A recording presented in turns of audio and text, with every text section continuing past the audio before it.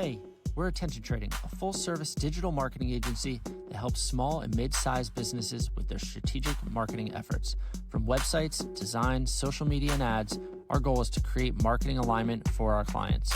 You may not realize it, but the majority of businesses lack a solid marketing strategy and plan. That's where we come in. On this show, we talk with business owners, founders, and marketers to uncover the secrets of their success when it comes to starting and scaling a business. This is the Attention Trading Podcast. What's up, everyone? Welcome to the Attention Trading Podcast, where we talk with CEOs, owners, founders, and marketers about how they grow, scale, and operate their business. My name is Max Lowy. I'm here with my co-founder of Attention Trading, Steve Alves. Joining us are the PR duo powerhouse, Lydia Baggaroza and Bridget Siscko, the founders of Visibility on Purpose. Visibility on Purpose is the go-to media training school for impact-driven businesses and brands to build their thought leadership platforms through PR, podcasts, and media exposure. In today's episode, we're going to dive right into why PR is so crucial for growing brands, startups, and small businesses. So get ready to learn a little bit about the best in the industry and discover how to make your brand truly visible. Lydia, Bridget, welcome to the Attention Trading Podcast. Thank you so much for that intro. Love that. That was great. That was perfect. It was feel free to almost record it. perfect. Well, it will be recorded, but feel free to write it down. We'll just submit it for the other shows. It was perfect. I nailed it. Okay. Well, I'm glad we're off to a good start then. So I want to, again, I know who you guys are, and I know a little bit about Visibility on Purpose. But I'd love for our listeners to get a good idea, good understanding of who you are, and kind of your backgrounds and what you guys are currently working on. I don't know who usually starts. Is it Lydia? Lydia Is it can Bridget? go first. Lydia can go first here. It's funny. Bridget typically takes this one, but I was like, today's the day. I'm just feeling myself. So Visibility on Purpose, we like to call it a media training school or a media hub. It's really a place where any online business owner can go, founders, startups, CEOs, to learn how to get their business into the media. Something that we're really passionate about is really just lowering that access point. We've found that so many business owners don't know that they can actually get visible online. They don't think that they can get on Forbes. They think it's a place for just like Elon Musk, which is not the case. And how did they get there in the first place? They got there because they had a PR team or a team that was probably likely pitching them to the media. So just educating business owners on how they can get their brands more visible, and brand awareness to us equals just opportunity in so many different areas and reasons: online, in-person, collaborations, sales, all of those things. But our backstory is I am a publicist of over 10 years now. I started my career in the music industry, so super different from what I'm doing now. I was representing big musicians, probably some that you listen to regularly. And then I transitioned to beauty, fashion, and lifestyle PR. Over the pandemic, I had met Bridget online. Actually, probably before then. I think in 2018 or something. We met in a Facebook group because we both are just into wellness and spirituality stuff. And so we became friends through that. And I would see her go live on Facebook every single day, talking about how brands need to get visible in the media, or they just need to put themselves out there on social media. And I just loved her message so much. And Bridget doesn't remember this, but I DM'd her before I started my business. And I was like, hey, I'm a publicist and I like what you're doing. I think I want to be an entrepreneur. We should collaborate. And she said no. And I can probably She didn't just say no, she laughed in your face. Laughed in my, honestly, Blocked. if I was in her position, I would be like, absolutely not. Who are you? And she doesn't remember this, which is hilarious, but I do, because I was like, oh, she's so cool. But anyways, I started my agency at the tail end of 2020, beginning of 2021. And Bridget, you want to just pick up here? Yeah, at that time I was running a publishing company. So again, like all about getting business owners and brands seen. And it was just through the avenue of books, but like that aspect of visibility and getting people out there and like helping a founder feel confident to share their message beyond just social media. Since like social media was like the coolest thing to be doing at that time. Everyone was online. No one was in the office. Like everyone was starting some sort of brand from their, kitchen table or their home office. And I was like, okay, we can highlight this. I'm going to help them. And I decided to transition out of publishing and team up with Lydia. And at that point, like we make a really interesting team because she's been the one behind the scenes with brands for years. And I've been just doing this for myself. So before publishing, I'm a yoga teacher, holistic health coach. I was just getting myself featured. I was like, I'm going to get on all the podcasts. I'm going to get myself in the media. I'm just going to figure this out. So we make a really cool team because I was the one doing it and she was the one behind the scenes. And now we're both doing it together. So, and now I get to help all these really cool friends do it too. Yeah, and something that we both do really well is we both came from like I think I more evolved into a teacher, but Bridget's always been a teacher. She's a person that like learns something and then teaches people how to do it. So between the two of us, we've come with this like very robust background, worked with so many different types of brands. Bridget's been teaching like whatever it is that she learns, marketing, sales, how to get yourself out there. So we really come from an aspect of like, we want to teach you all the things to get you to a place where you want to be with your business. Love that. I mean, it's a interesting way to start a business. And I think you're seeing more, it's funny, you're seeing more people with the, especially with COVID and like the lockdowns of people wanting to come together and connect in a certain manner. The talent that you can bring together now. And, there's some partners that have never even met, they live literally across the world and they're building and running businesses. So that's pretty cool that you guys are able to run and operate your business. Cause I know, Lydia, you're down in Florida. Bridget, you're up in Jersey, right? So how often do you guys get to see each other? How often does that also play a role in like the dynamic of how you operate? Oh, I feel like we're really grateful and lucky because my parents happen to also live in Florida. Lydia still has family in New Jersey. So I'm actually going to Florida in a couple of weeks so that Lydia and I can refilm our entire PR program, which like is so needed. We Wow. originally recorded that, a couple of years ago. So we're ready to redo that. And we love to host in-person events. So we love to like put some things on the calendar where we can get back together. But yeah, it is a different dynamic. Like Slack is our best friend. Sending voice notes to each other is a daily thing. So we're always in contact. And I think that's most important. And just as a partnership, like we set some foundational things that were important before we started this business, like how we want to operate this, what's important for us, our values, how we need to communicate, how to have hard conversations. So I feel very grateful we've been able to do all of that while working remotely and in different states. Yeah, and it's It's pretty crazy. crazy. Like the two of us have crossed paths a million times. Like she went to Rutgers, I went to Rutgers. We have like mutual friends. Like she was in this really cool like startup internship that like my friends were bragging about that they were in. And I found a picture of Bridget from college with one of my friends and I was like, do you guys know each other? And they're Wow. like, I don't remember this person. I'm like, you're in a photo together. So it's just pretty funny how like we were absolutely meant to be me and do this. And it was just a matter of time, I feel like. Steve, that's a way better story than ours, just so And you know. ours, I mean, it's pretty close in similarities in some cases, but I mean, that's yeah. I mean, the fact that two different states went to college together, kind of always kept on crossing paths. The fact that I'm the doer, like that, like, it checks out. Wait, what's your story? Now we need to know.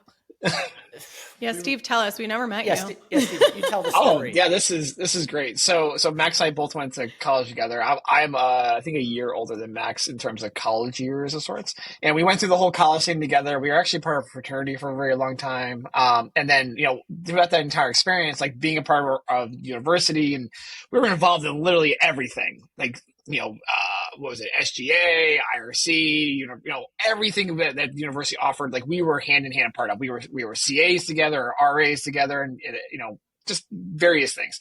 And they were like, we should probably start a business at some point. I think in 2007, we built our first website, which nothing to do with what we do now, but everything we have done up to today has been foundationally for us, has built upon all of our skill sets.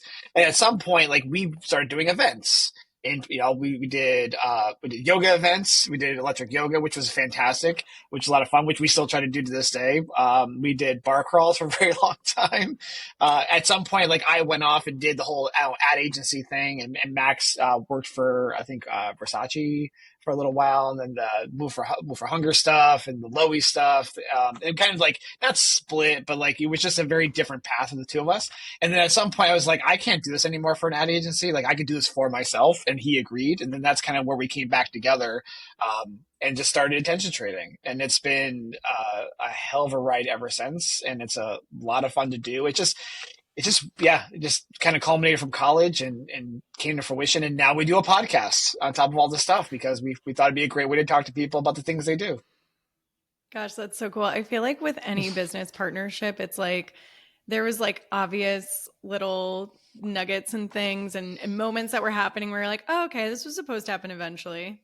Yeah. Well, it's funny that you just said like when you started the partnership, you like laid out some like foundational, like, hey, this is this. And right before we got on this call, like that was kind of like one of those things that just happened to us. Steve was like, I really want our podcast on Apple Music or and I was like, podcast. I was like, and you know, I'm the cheap one in this relationship, right? And I'm like, it's like $20 a year. Like we don't need to spend that. And it's already on YouTube. It's already on Spotify. And it's important to Steve, so he put it on. And I said, listen, if this is important to you, then it's important to me. I don't know. You know, it is one of those things, but I think you, with a partnership, it is important to have that trust and that ability to kind of lean in to the things that are important and then, you know, back off and let the other person take the lead on certain things that are super important to them. So, which is really kind of not where I thought this conversation was going to go just now to talk about business and partnerships, but I like the story and I like the specific instance that literally just happened right before this episode. I'm intrigued by the foundational rules because like my big thing is quality. Like I am 100% gung ho on making sure all the T's are crossed, all the I's are dotted, and making sure that everything we produce is high quality. Right, that's one of our foundational pillars. So I'm intrigued by like for you guys, like what you agreed upon. Is it like what is that for you guys? Steve, this is like music to my ears. I am like everything needs to look and be perfect. Yeah, so and I'm like, let's move forward. Like, let's just do it. Let's practice. Let's test. Let's iterate. So, it is that balance. I don't think we have like, set things that we had on that first discussion. But like, Lydia, what would you say that some of the conversations were that we had prior? So when Bridget and I decided we were going to go into business with each other, she flew down here. We literally went from 0 to 100. Like we had hung out, we had like gone out to eat a few times, but we had never really like hung out for a long extended period of time. She flew down here and just like stayed at my apartment. And we were like, let's like talk about this and really like hash it out. And then we drove across the state to Siesta Key where her family is. And we like did like a few days there. I don't even know. We did like a freaking trip. But I think what was really impactful was the drive over to Siesta Key is about like number one, I thought it was like 2.5 hours. It's definitely like 4.5. I'm like, oh, it's like 2.5 hours, 4.5 hours.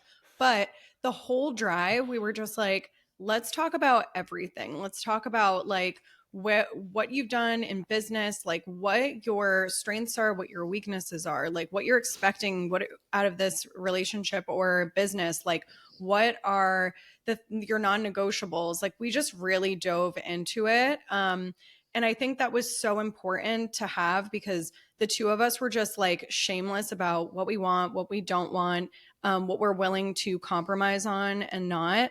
And that alone was like the perfect foundation. I couldn't have asked for a better conversation.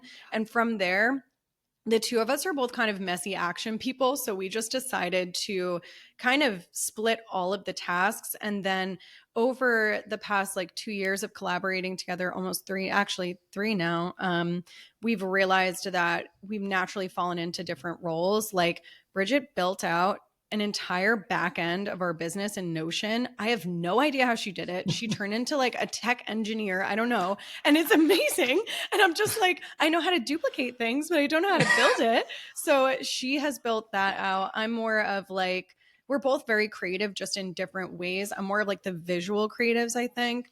Seeing Definitely. the overall picture. Yeah, if it was up to me, we would move at a snail's pace. And she is just like a bullet, which is really good because she'll be like, okay, well, I already did all of this. And I'm like, shit, I need to catch up. And then I come after her and I'm like crossing the T's and dotting the I's, and I'm seeing like some of the bigger picture stuff. And then we adjust and change from there. So it's a very cool partnership where I think where I lack or where she lacks, we kind of complement each other.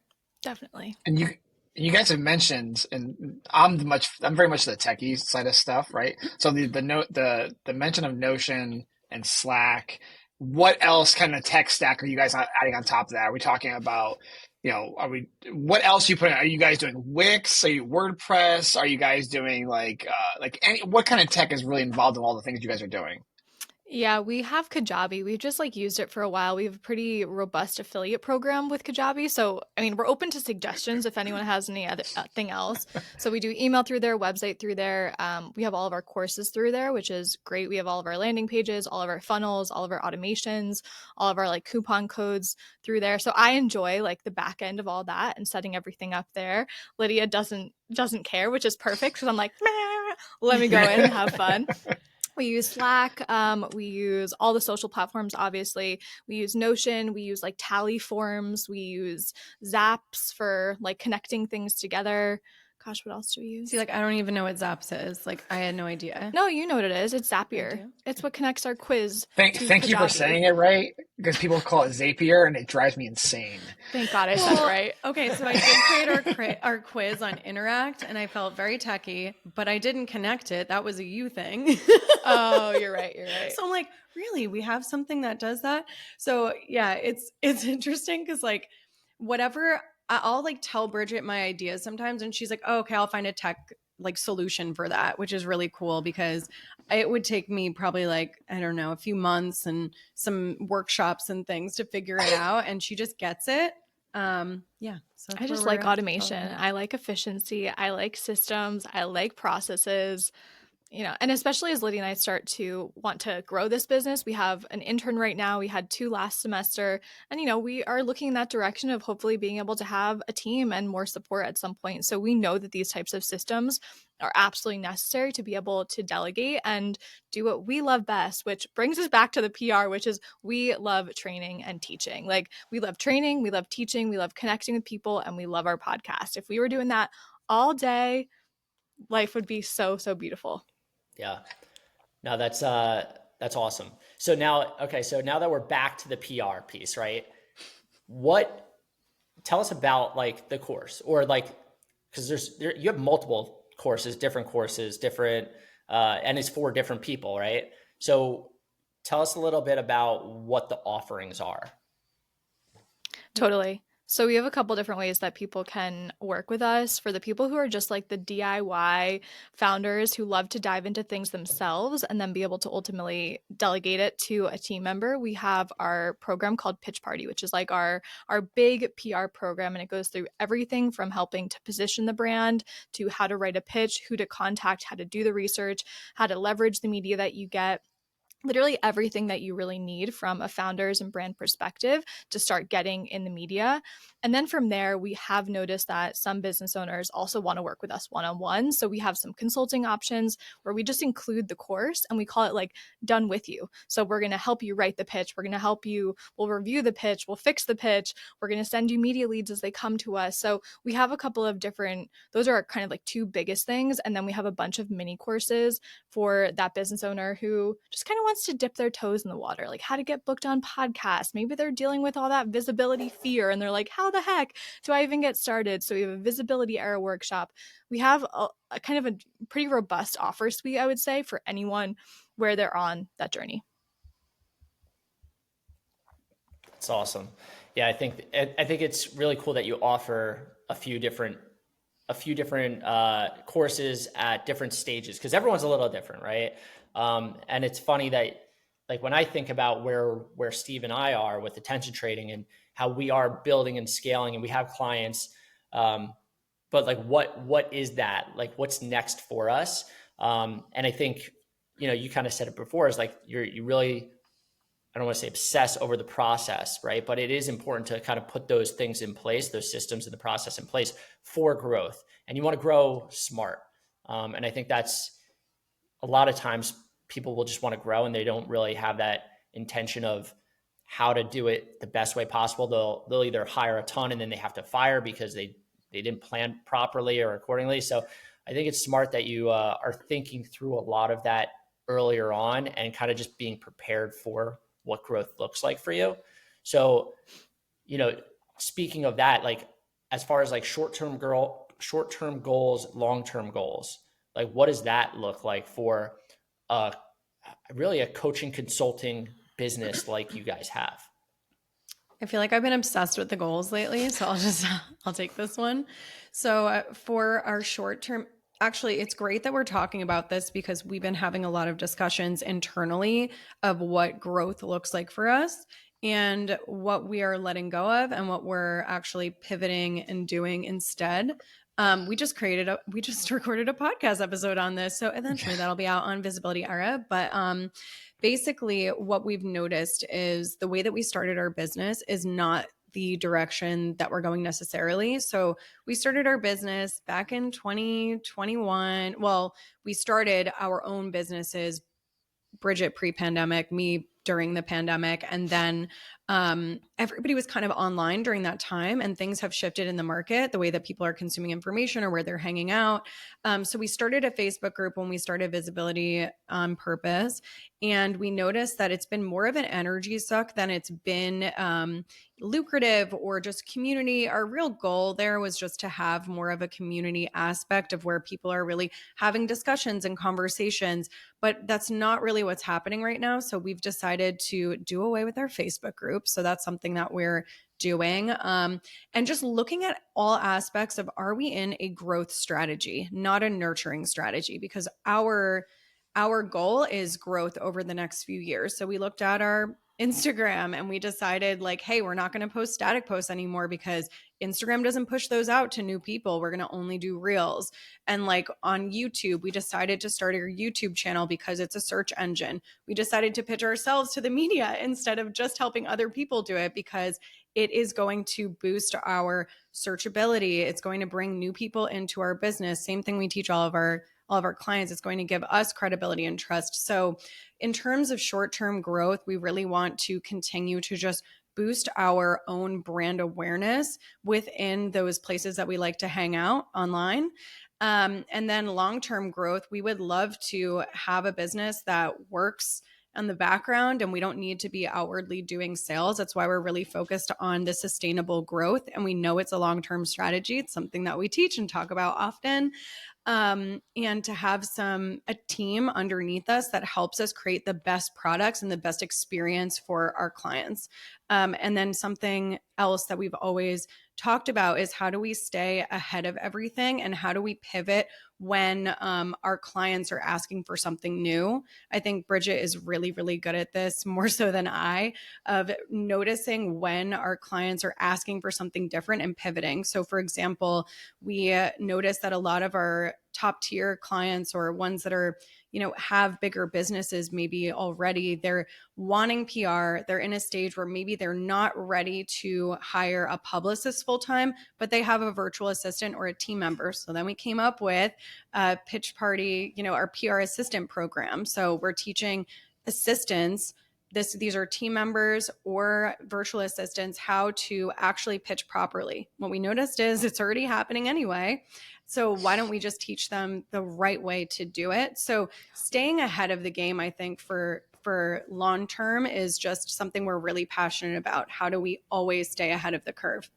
Yep. And I think like the other thing there is we want to make sure that we are honoring our time and what we love to do best. And while working one-on-one with clients is very fun, doing the consulting with clients is very fun, we'd ultimately love to be in a model where we can sell more of our courses, have more of a community around those programs and courses, and meet up with our clients in person, at events and host them that way. So I think there are a lot of things like on the horizon, and we love to share them with everyone because, Max, you said this in our episode, but build in public, like people want to see what's going on behind the scenes. They think it's interesting and they want to be part of that journey. So like, this is where we're going, or at least our thoughts.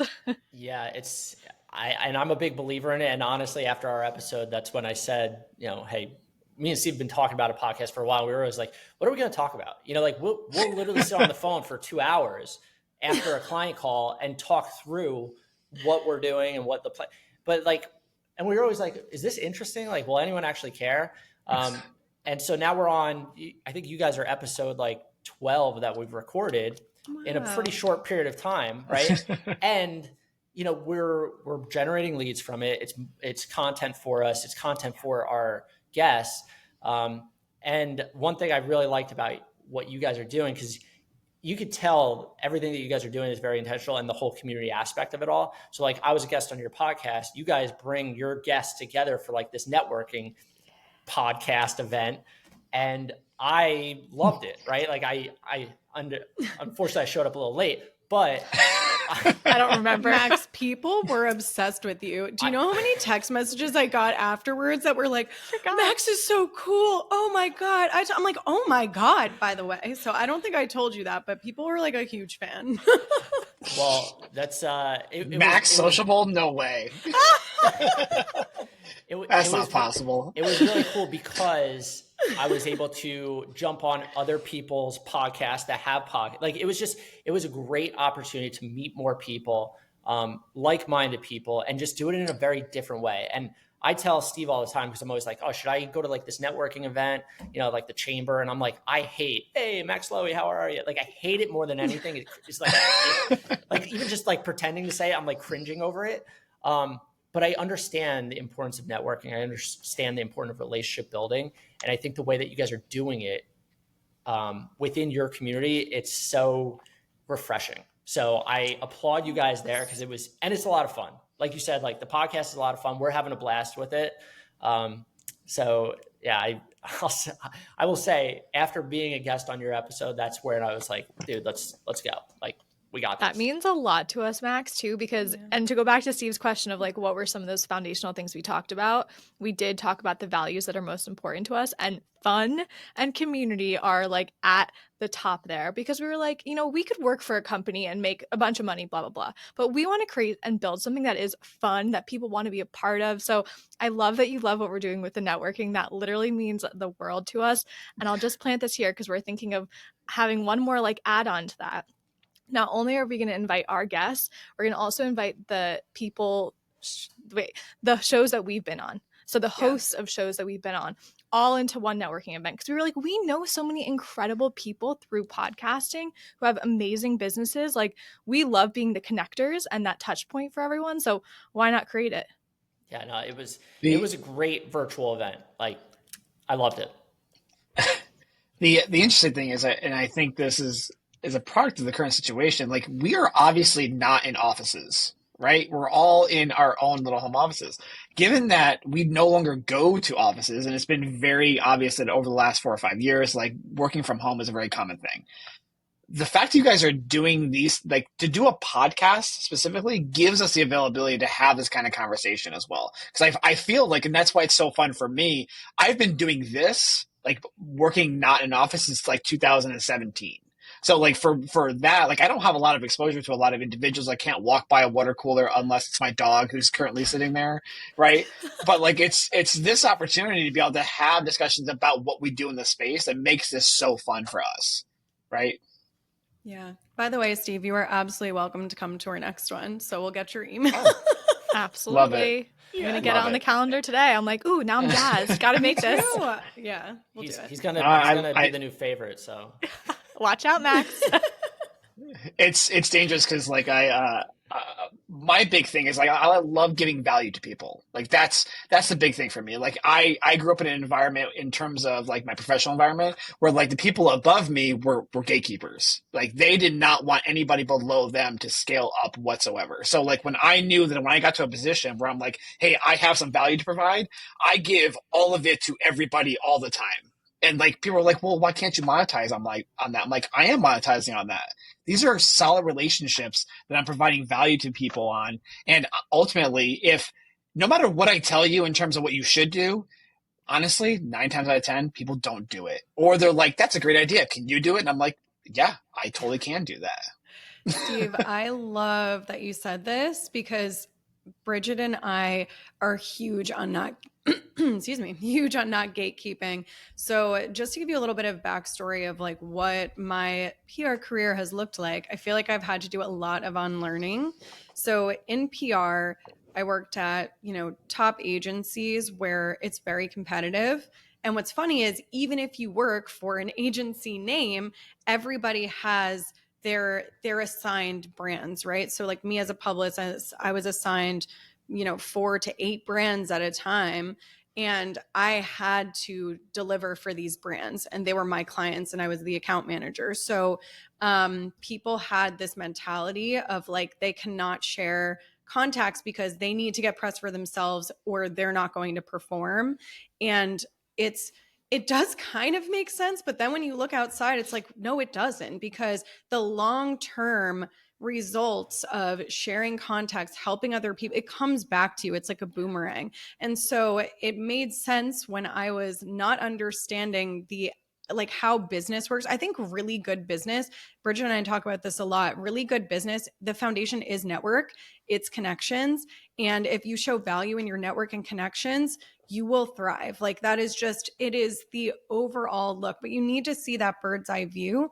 And so with PR, like we do not gatekeep. If there's a, women's health writer that we're friends with that is looking for a human design expert, we're going to share it with our clients. I might even have one that's underneath my agency. I'm going to also share it, excuse me, morning time. Hi. But we're going to also share it with,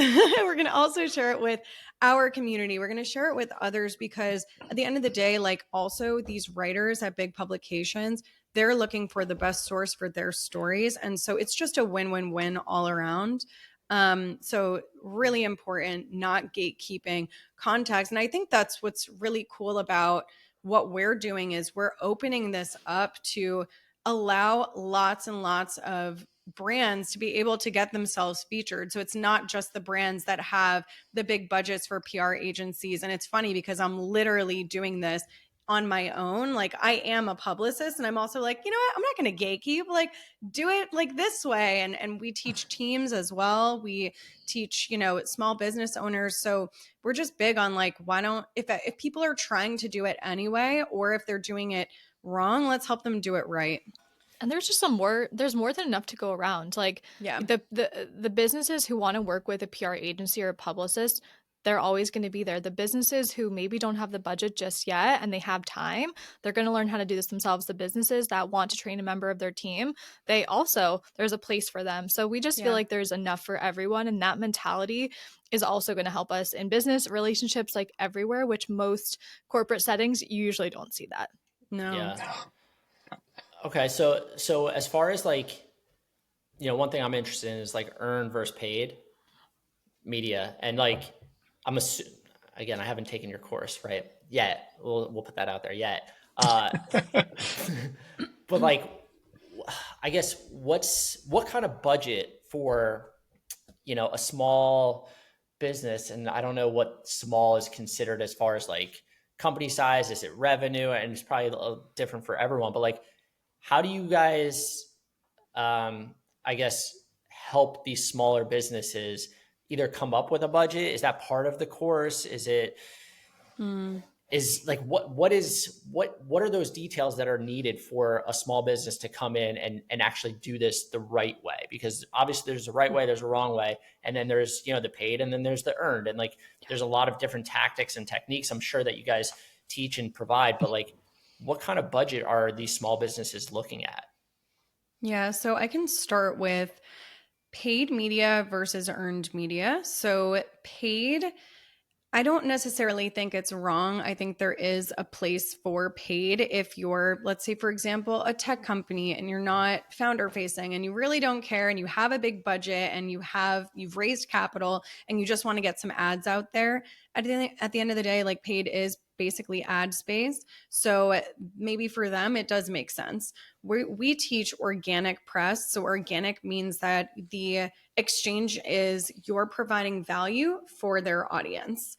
And on the other side, they get to interview a credible source to help their stories, and therefore they get more clicks on their articles and things like that. So that's kind of what we like to focus on. We like the organic. We also think that it helps with a lot of credibility and a lot of trust and relationship building, because when you get featured on, say, for example, Men's Health just for your value, that means that now this writer is interested in probably coming back to you to interview you for other stories. They have you in their database, but then you get to share that and say, I'm a, Men's Health featured product, and you get to share that with your audience. And that is true. And that lives there forever on the internet. It doesn't go anywhere, and it can also compound over time. And what I mean by that is a lot of bigger publications, there's something called syndication, where if an article comes out, it can then syndicate onto sites that like to pick up big articles on big credible sites. So Yahoo does that, AOL does that, MSN does that. So sometimes when you get featured on big publications, you don't just get one, you actually get like 4. And that helps boost your searchability. That helps with your SEO, right? That also opens up a space for where so many people can actually come into your world. Like if I'm Googling, best workout products, and then I see that Men's Health article, I'm going to go to your site. And so that just helps with so many different aspects of your business. So that's why we really focus on organic, because organic, you can also kind of see through the cracks. Like when somebody pays for a placement, even if it's like a really good one, you can see it's a sponsored by, or it like clearly looks like it's very much in favor of the brand. It's not really like looking at a specific story angle. It's more in the brand's favor. So that's what we like to focus on. And that is free as long as you know how to do it. Right. Or if you hire somebody like me, like a publicist, you're really just paying for connections, and you're paying for somebody that knows how to represent you well. So that's kind of what they're looking at in terms of budget, is like, what are your goals? And then what kind of budget do you want from there? So we make it super simple budget wise. Like our courses are pretty low priced, and you can use them. You can use our skill set forever. So if you wanted to just train your team member, like what does it cost? Whatever you decide within your business. Mm-hmm. And like in terms of paid, I mean, you've probably seen things where you can get on a podcast and you spend $200, or I remember when I was first starting out, I paid to be on TV, and it was a big investment. It was $1,800. I personally did not feel like I actually got what I needed. I've also been now understanding how the media works and how I can get myself featured for free. I've done it for free. I was more proud of it as well. It felt more natural. It was more of like an actual TV segment and interview. So in terms of budget, it's really going to range. But again, it's always going to come back to what are the company's goals and what makes the most sense for that business. We focus mostly on podcasts and editorial. There's also TV, there's also speaking stages. So it's really going to depend on the company. And that's why like we don't have a specific range for someone, because it can, Lydia, you told me that like Forbes has paid placements for something like 10 grand. Isn't it something like that? It's more than that. I mean, if you go, okay, so everyone who's listening, if you're on your computer, you can type in your favorite publication and you can type in Media Kit. And in that Media Kit, it'll show you the advertising space. And we're not Coca-Cola, Oprah. I remember Oprah Print. One day I looked it up and it was like around $500,000. And I'm not exaggerating. And I was like, who has this kind of money? Even a company that's doing really, really well, like say they're, making a few $1,000,000 a year, that's a huge chunk of their budget. Yeah. So how can we get these placements? And what if you decide that you want to be on Oprah? One of my clients came to me a few years ago. She was a small business owner and she was like, hey, I want to be on Oprah. And I was like, all right, like we've got our goals. Let's see what happens. And we pitched to a bunch of different places. She ended up getting a ton of features. And then within 2 years, we did get her on Oprah Print. And it was technically for free. I mean, she paid me as her publicist to represent her, but that was a organic media feature. And so we always tell our clients, like, as long as you know how to represent yourself, you know how to position your brand, it really comes down to branding at the end of the day, which is why we love you guys so much, because we're like, yes, branding, yes, marketing, yes, all the things. As long as you have those foundations, like you are golden and you are set to get great features. Yeah. That's impactful. So we've talked about budget. We've talked about kind of the ins and outs of what you guys do. I'm concerned about the analytical stuff. So let's say you guys have this big plan. You want to do all these things for your clients. How do you measure success for them? Yeah, success is different when it comes to the media because it's very hard to see placement to dollar amount. But these are the different ways that we can measure placement. So I'll mention some, and then Bridget can like take the wheels on other things because she really looked into like some of the SEO capabilities. But for me specifically, you can go to sites like SiteWork Traffic or SimilarWeb.com that tracks the unique visitors per month per site.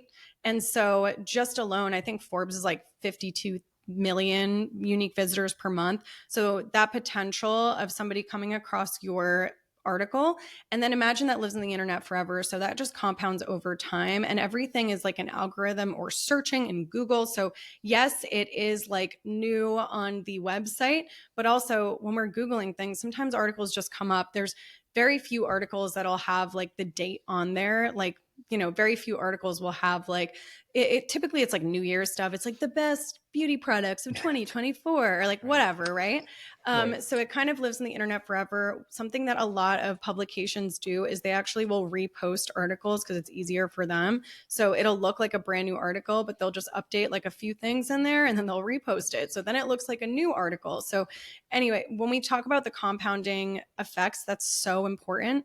Also, when we're just looking from a user experience, if I am somebody that wants to buy a product or service, I immediately go on their website, their Instagram, and I'm vetting them, just like if you're going to a restaurant. So what are we looking at? We're looking at reviews, we're looking at whatever other things. We're also looking to see if they've been featured in other places. If I go on a website and I see they've been featured on Women's Health, Forbes, you know, Business Insider, I'm immediately going to trust them because of that association. So press is a lot of that trust. So it helps convert and create a really positive buying culture.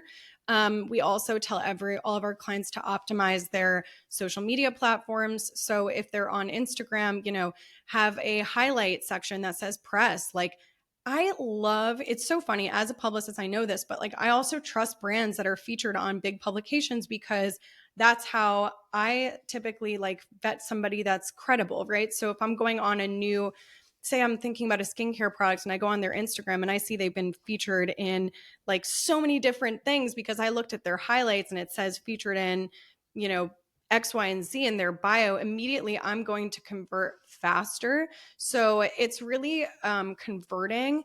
It's helping with these SEO capabilities. And Bridget, do you want to talk about like RFs and like backlinking? Hrefs. That was so cute. One of these days, it's like, oh my God, it's like Zapier, Zapier. I'm that person, but for Hrefs. Well, I will say. Hold on. So I've been calling Google AdWords for years. And my SEO, SEM person was like, Steve, it hasn't been AdWords in 2 years. I'm like, son of a... Wait, really? What is it now?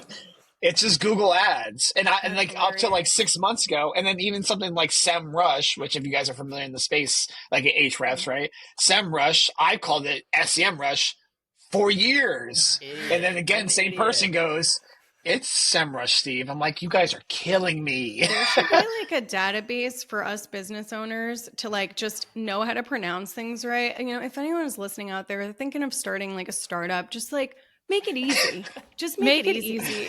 Well, I go to Just YouTube enunciations. and I type in the thing and I type in pronunciation because I wanted to know, because I was creating a YouTube video about and using hrefs, and I was like, I need to be able to pronounce this correctly. So I went to YouTube, I typed in the name, and I said pronunciation, and I got it.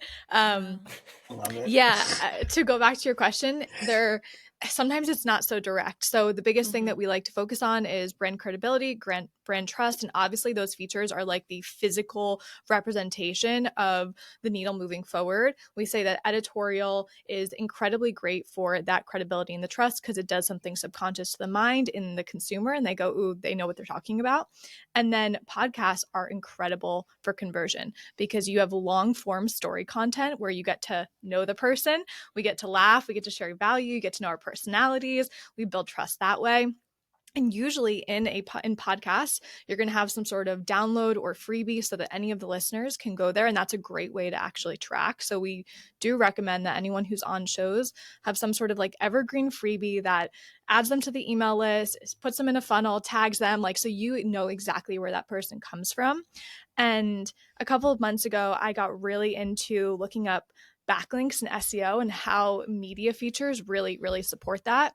And the whole idea there is that these media sites, like Lydia said, are so highly trafficked. So you have millions of people going there every single day, meaning when you're featured on Forbes or USA Today or Entrepreneur, they're going to link to your website. And what do all business owners want? Well, we want more people to find us. And that's one of the ways that we can be found more, especially through a website, when people type in our name, because it's going to come up, or at least anything related to it. So you can go check on Ahrefs or SEMrush and see how many backlinks you have. And we do it from time to time for like our own business and then for our clients. And we're like, look at that Forbes feature and what it did for their SEO. Like, this is incredible. So that's another way that you can utilize the media for your advantage. Yeah, it shows you like how each link is performing, which is really cool. I don't like fully understand it, but it'll give you like 1 through 100 of performance, which is really cool. And then the last piece I want to mention is just collaborations or connections in general. We've talked about this like throughout the entire episode, but what I've found is like, when our clients start meeting people, so say they meet another podcast host, likely the podcast host is somebody that's a thought leader in their niche, they are immediately going to be in their network. So that means that they might ask them for collaborations, they might refer business, and those types of collaborations are so impactful for their business. And like we mentioned too, like, you know, with the men's health example, that writer might log you in their database and come back to you for more interviews. And the way that the media landscape is changing is a lot of writers are not staff anymore. They're freelancers. So they actually write at a lot of publications. So if they come back to you, they might not have a women's health opportunity. They might have, or a men's health opportunity. They might have a Business Insider opportunity, be like, hey, I also write here. So it just really opens up your connections and collaborations. And the way that we think of brand awareness, it just equals opportunity in so many different areas. And that's like what we're here for. We're here for opportunity, impact, and growth. Love it. Well, we have one final question. Steve asks it to pretty much every guest. So Steve, ask your question. Oh, for sure. And we could talk about attribution models and UTMs and linking back and how about backlinks, like all that stuff all day long. Because like I love that stuff. I think one of the biggest holes in all of the web is actually being able to see like, we did the thing, we know it's attributed to X, here's the value it provided. And I think that's a huge gap, and understanding that is can provide a lot of value to people. But no one really has the answer to that. Anyways, so the last question we always ask everybody is more of a human question. I think back to when I was, a kid, 12, 13 years old, and thinking about who 37-year-old Steve is right now. And so my question for you guys is, do you think your 12-year-old self would be doing what your today's self is doing?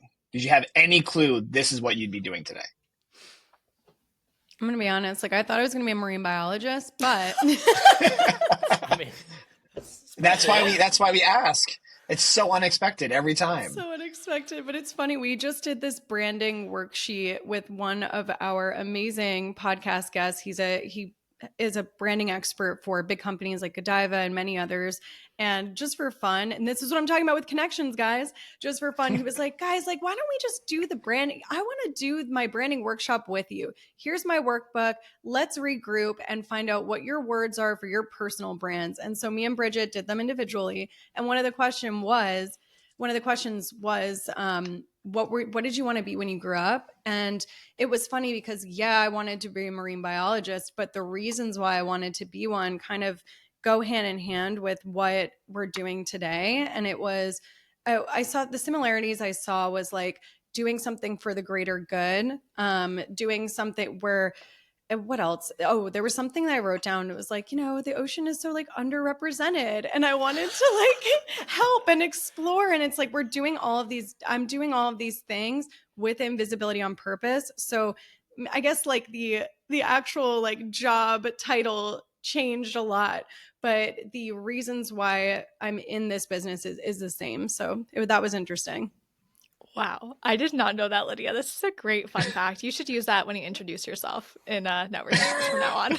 Yeah, I introduce myself. Hi, my name is marine biologist as a child. Just kidding. Turned publicist.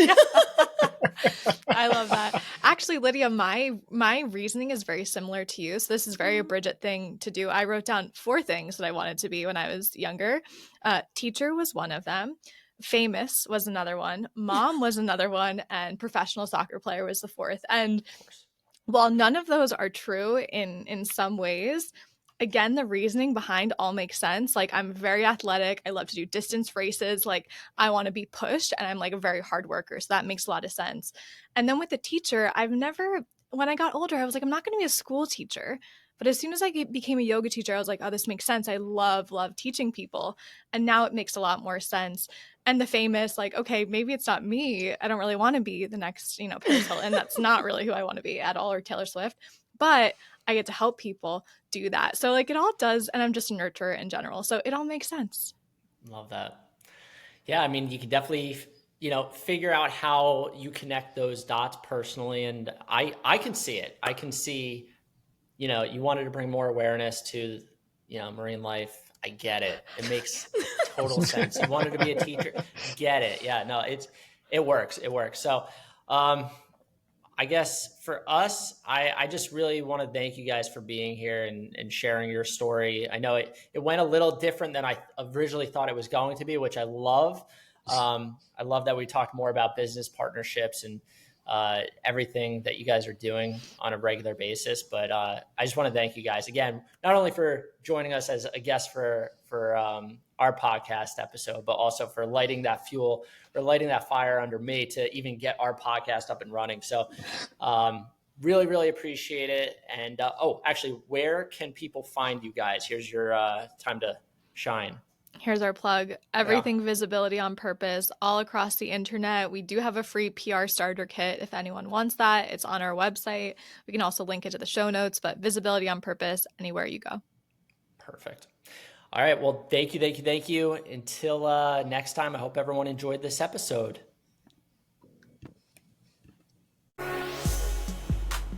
Thanks so much for listening. Feel free to reach out to us for all things marketing at attentiontrading.com.